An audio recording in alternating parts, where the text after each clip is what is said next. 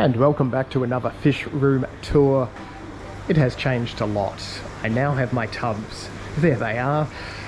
I don't know if I am happy with these. I have obviously the free, I think they're 900 litres, let's say 8 to 900 litre tubs. I kind of have them plumbed up. Now, the plumbed up area is kind of dodgy because I used pipes I already had, so I really couldn't be bothered spending any money on it. Hence why we have joiners, which are T-pieces and little pipes sitting in there. It works fine. All it is a 2,000 litre canister filter, that thing there, pumping the water from the sump. That's technically going to be my filter. This is just temporary to see how it all goes. Yeah, I know, I'm very, very slack. It's very ghetto, isn't it? But that is pumping the water from that into this pipe, obviously just trickling the water into these three tubs. And then I just have overflows. I've drilled some holes in the tubs. It goes into this, all the way back into there. I am going to run sponge filters with air in these. So all this is doing is just making all this one system. So I don't have to do water changes on each tub. I can just take water out of this, water plants and stuff, and then fill it back up. Obviously adjusting it and all that first. But that's kind of where we are with this. I know, I was going to fit more in, but less is technically more. Haven't done anything with this system yet, so all the Corydoras that were in here, if you haven't seen my Corydoras breeding video, it is somewhere back there. I've just got a few random goldfish to keep the biofilters going. I think it's like about 17.1 degrees Celsius, or whatever that is in Fahrenheit at the moment. The L number system has a ton of stuff it shouldn't have in it.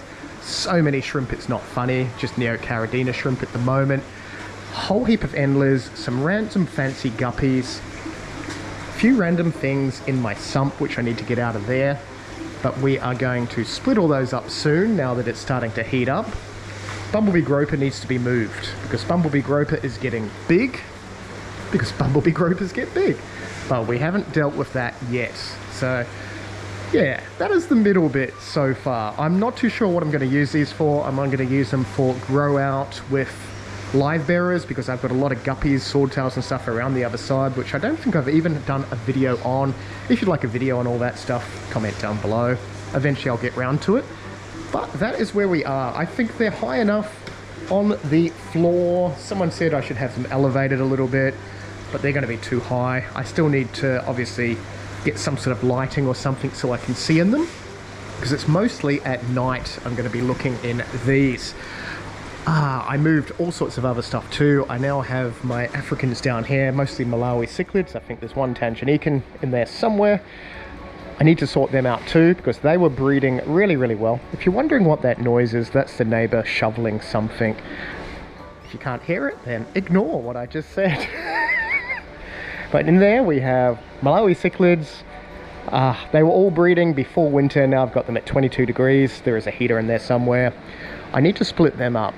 I don't know if I want to put them in those, split them up, because it's going to be hard to really see them breeding because they're mouth brooders. And I think we're 18.4 degrees, that's Celsius, so work it out with Fahrenheit, without any heat, which is not too bad. I think another month it'll be in the low 20s, and then technically I can have quite a few things in there unheated.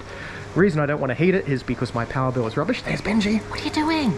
And he went straight past. Thank you, Benji. Yes, my power bill is rubbish, so I'm not putting any more heat on until I can sort out solar and all that wonderful stuff. Yes, but that is that. Those are them.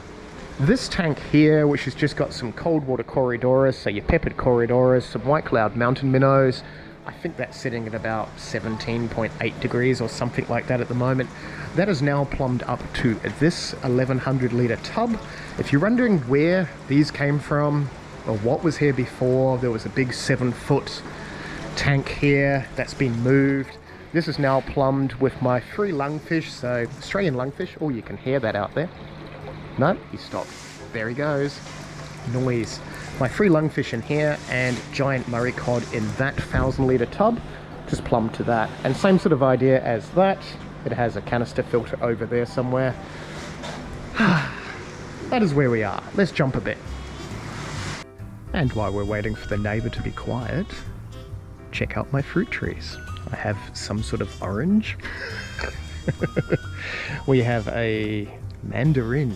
Ooh, mandarin tree. I have a lime, Tahitian lime, something like that. We have a variegated lime. Ooh, ah. Yes. Keep in mind I didn't have any of these like 3 weeks ago. We have a lemonade plant, and then we have a noisy dog. We have a, what's that? Mini dwarf lemon, lots of lemon thing. I have strawberries, I have blueberries. I got this for $30. It is a custard apple. Yes. Passion fruit, not edible plants, and some sort of gooseberry. I think it's made of geese or something. Back to the video. It occurred to me that the sound is kind of a little bit rubbish and it keeps going in and out, in and out. Yeah, something to do with this camera. I'll try and work it out. If anyone knows GoPro settings, just comment down below. I will try and Google it. Yes, I think the neighbor has stopped with the noise. I don't even know if you could hear the noise or not, but I could hear the noise. Anyway, we have a few fish that we've been breeding, which I haven't really had any updates on breeding fish for a while. Let's make sure my overflow is working right, because it is murky. We have a whole lot of longfin albino corydorus. I will have some of these available in the shop, either from the ones I've bred or ones I will buy in. Ton of these. What were these? I can't even remember what they are. Some sort of cichlid. I'll remember that later. If there's no name on the thing right now, don't even worry about it. We have a ton more cichlids over here. Can't really go there because I have a cord at the moment because everything's a bit dodgy. I am yet to breed the neon tetras or the Burmese rummy nose, the normal rummy nose, and all that sort of stuff. I will get around to doing that as well in the next month or so. So stay tuned if you want to see all those breeding videos. Giant rummies are getting very big. Need to sort them out as well. Maybe some pools around the other side. I do want to move eventually and have giant tanks everywhere. Mr. Red-tailed cat can go into a bigger tank. He was just fed, so he is not terribly impressed with coming up anymore. You're not going to come up? No, he's not even hungry at the moment. But I think that will do for this video. That is where our tubs are. Just need to run the air onto them, wait for it to heat up a little bit, and then lots of cool fish in here. If you liked this video, comment down below or just click the thumbs up so I know. I don't know if you want more videos of what I randomly do at home or not. This is my home fish room. It is not a shop. It could be a shop, but it's not a shop. My shop videos are a shop. So anything you see here is not technically for sale, but if you do want something that you see here, I can probably get them in or order them or what have you. Not that I've really showed you any fish in this video, but you get the idea. Even these tubs, we can get these tubs in if you do want them, so just comment down below. 18.4 degrees. Come on, we only need about 4 degrees more. How dodgy is this? I probably should bolt this in place too, because, you know, it's liable to just get knocked off. Thank you very much for watching. We will see you in the next exciting fish room video. Hoorah!